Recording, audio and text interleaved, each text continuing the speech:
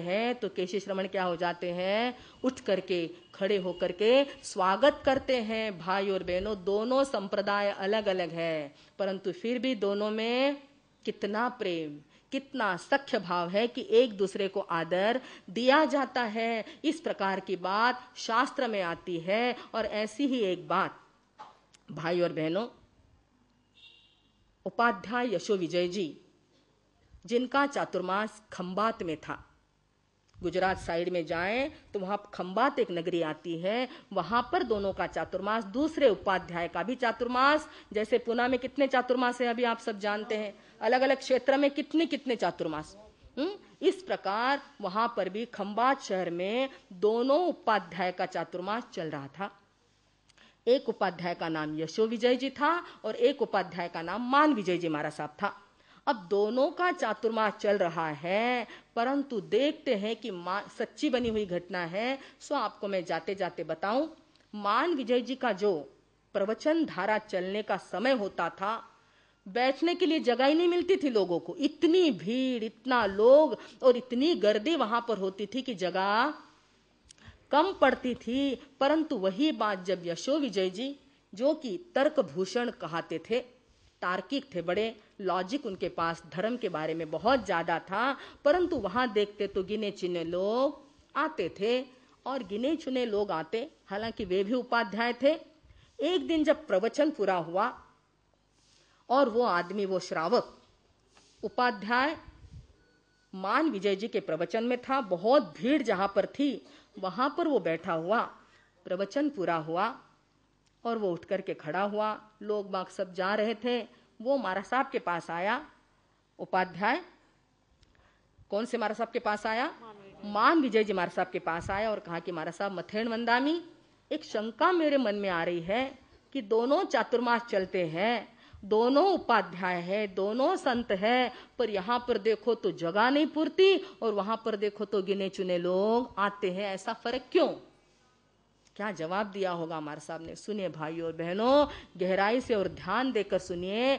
महाराज साहब ने क्या फरमाया? मान विजय जी महाराज साहब ने कहा कि भैया तुम बड़े भोले हो, तुम बात को समझे नहीं हो। अरे भैया, यशो विजय जी का प्रवचन हमारे जैसे लोगों के लिए है और मेरा प्रवचन आप जैसे लोगों के लिए है।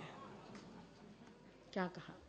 मेरा प्रवचन आप जैसे सामान्य लोगों के लिए है और उनका प्रवचन यशो विजय जी का वो मेरे जैसे लोगों के लिए है। तो वहां कितने लोग रहेंगे?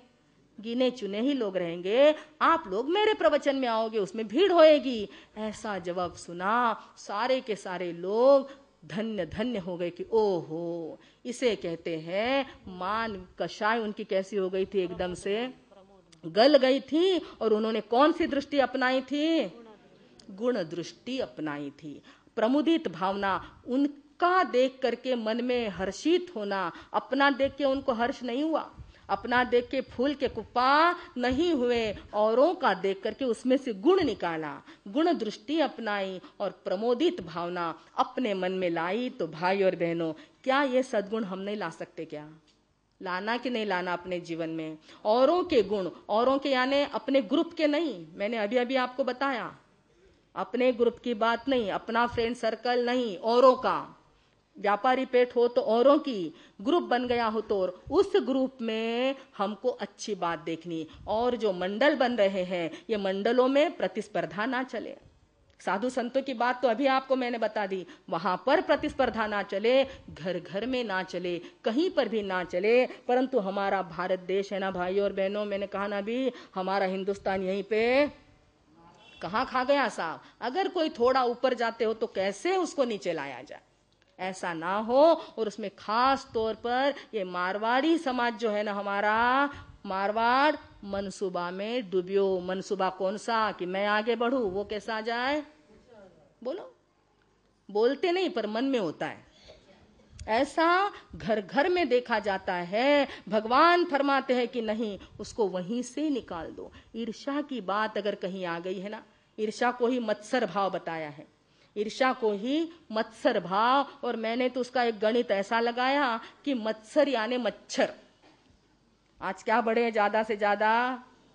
कितने वो आउट, क्या ऑल आउट और गुड नाइट और ना जाने उसकी और ज्यादा एडवर्टाइज हो रही है। क्यों? क्योंकि मच्छर बढ़ रहे चारों तरफ, मच्छरों की गिनती नहीं, इतने मच्छर बढ़ गए। क्यों? क्योंकि मत्सर भाव बढ़ गया है मन के अंदर, मत्सर, ईर्ष्या, और जब ईर्ष्या आ जाती है तो द्वेष अपने आप आ जाता है। भाई और बहनों, ये हमें निकालना पड़ेगा। यहां से ही अपने को तैयारी करें। आज से जब मैं यहां से नीचे अपने घर पे, अपने दुकान पे, ऑफिस पे, कहीं पर भी जाऊं तो मुझे क्या बनना है? बोलिए बोलिए। गुण दृष्टि वाला श्रावक बनना है। औरों के अंदर मैं क्या देखूं और किसी को भी नीचे खींचने का, और ऐसा मन में बात आ भी जाए तो आप चुप रह जाना। मन में आ भी जाए ऐसी कोई बात तो उस समय क्या कर जाना?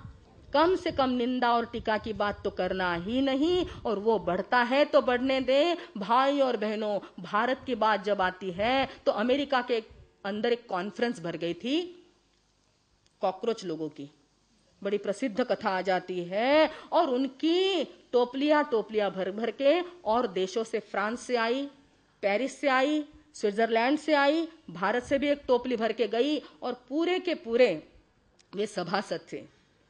कौन थे वे लोग? अंदर के टोपली में भरे हुए जो झुरळ, आपण त्याला काय म्हणतो? झुरळ. ते झुराळ जे होते ते त्या टोपलीतून तिकडे पोहोचत होते, आणि एयरपोर्ट पर सब टोपलियां, सारा का सारा माल वहां पे नीचे लोड किया गया, और सारी टोपलियां अमेरिका के उस बड़े अधिवेशन लेने वाले सभ्य ने जाके देखा कि पूरे की पूरे देश के सब आ गए। हाँ, सब आ गए। सब इतनी व्यवस्थित पैकिंग करके आया था। सबकी टोपलियां इतनी सुंदर, किसी की कैसी सजी हुई थी, किसी को गोटा लगाया हुआ था, किसी को लेस लगाई हुई थी, किसी को प्लास्टिक से सजाया गया था। ऐसी अलग अलग टोपलियां कॉकरोच की भर के वहां पर पहुंच गई है। और उस व्यवस्थापक ने, मैनेजर ने, जो मैनेजमेंट करने में बड़ा एक्सपर्ट था, उसने पूरा निरीक्षण किया। देखता है कि इतनी सारी टोपलियां वहां पर आई, सारी की सारी अच्छी है, सुंदर है, ढकी हुई है, परंतु एक जो आई है भारत से, वो उसको ढक्कन ही नहीं है। क्या देखा? उसको ढक्कन ही नहीं। तब उसने उस भारतवासी व्यक्ति को पूछा कि भैया, तुम ये टोपली लाए हो, ये खुली पड़ी है, तो ये खुली हुई टोपली भी एकदम सुव्यवस्थित कैसे है? इसमें से एक भी झुरल बाहर कैसे नहीं आया? एक भी कीड़ा बाहर कैसे नहीं आया है? उस भारत के नागरिक ने हंसते हुए शेक हैंड किया और कहा, उस पूछने वाले अमेरिकन, जिसको बड़ा आश्चर्य हुआ कि ये कैसी बात हो गई, क्योंकि टोपली पे ढक्कन होता है, उसमें बाहर ना निकले इसलिए ढक्कन होता है। उस भारत के आदमी ने बताया कि भैया, हमारे यहाँ के कॉकरोच इतने अच्छे हैं, इतने अच्छे हैं कि अगर ऊपर में कोई भी कॉकरोच जाए तो नीचे वाला उसको खींच लेता है। इसलिए एक भी कॉकरोच ऊपर जाता नहीं, ओवरकम करता नहीं, वो वहीं के वहीं रहता है कि नीचे वाले सारे क्या करते हैं, उनको, जो भी ऊपर चढ़े उनको नीचे खींचे, जो भी ऊपर जाए उनको नीचे खींचे। भाई और बहनों, ये बात तो उसने वहां पर बताई, पर ये बात हमें समझने की है। कहीं ऐसा ना हो, कहीं ऐसी गलती हमारे अंदर ना आ जाए। ये तो छोटा सा जोक मैंने आपको बता दिया, और वो समझने के लिए, ज्ञान प्राप्त करने के लिए बताया है। ये हंसी अपने भारत की हमें करानी नहीं है, और अब तो हमें बदल करके अपने आप में परिवर्तन करना है। भाई और बहनों, हमारे भारत का नाम ऊंचा करना, साथ ही साथ हमारे धर्म का नाम, और साथ ही साथ हमारे समाज का नाम भी अपने को क्या करना है?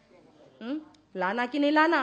अपने समाज का नाम ऊंचा करना, वो स्वाभिमान का काम हमें करना ही होगा, क्योंकि वो हमारा कर्तव्य है। जिस समाज में हम रहते हैं उस समाज का नाक ऊंचा ही होना चाहिए, उसकी शान, आन और बान बढ़नी चाहिए। उसके मूल में हमें रहना है कि मैं अपने भाई बंधुओं को क्या करूं? अच्छा बताऊं, अच्छा कहूं, और वो अगर आगे बढ़ता है तो उसको ऊपर में क्या करूं? टेका दूं, उसका पैर नीचे नहीं खींचू।